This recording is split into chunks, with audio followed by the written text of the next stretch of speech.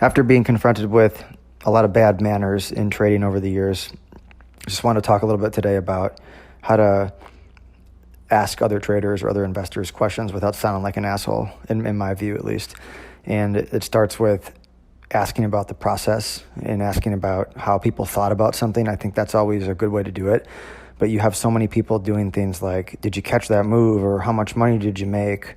Or, what size position were you able to put on? Unless you're really close with someone, you talk to them on a daily basis, those are just irritating questions to answer. And when you ask them, it's just, you're not having a lot of awareness, because if the person didn't make money, then they're irritated with you.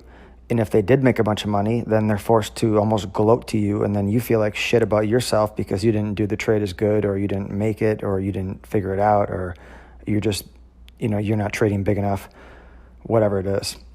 So I think going after the process, going after the thinking really makes a lot of sense. And that way you have better relationships too, when you can go in and learn to grow and connect with others about how they're thinking about something. Because like what somebody did, what size they did it with, and where they bought and sold doesn't really matter if you don't know why they did it and how they thought about it, because you're just basically, it's gossip. It's useless information if it doesn't happen. And I'm kind of shocked after all the years of trading and being around people who have done it for a long time, how much of that stuff still happens. And I just don't, maybe it's a pet peeve of mine, I don't know, but it's just one of those things where if you're not going to get the most out of it for yourself, what's the point of even asking about it? So it's something that I think, I don't know if anyone ever really told me that. It's just observing it. And of course, when you're new, you do this stuff all the time. Everybody does. But then after a while, you learn. And the other thing, too, is just about emotional control, which I've struggled with, too. I've gotten a lot better just doing it for a long time. But when you're on a good run, everything's great.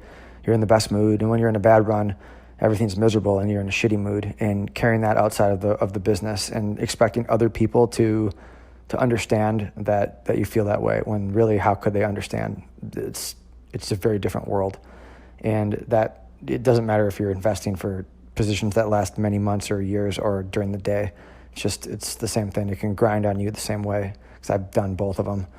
So that's just stuff that came into my head today after I was listening to an audiobook, and they brought that up, and it just really rang true to me. So I wanted to put that out there.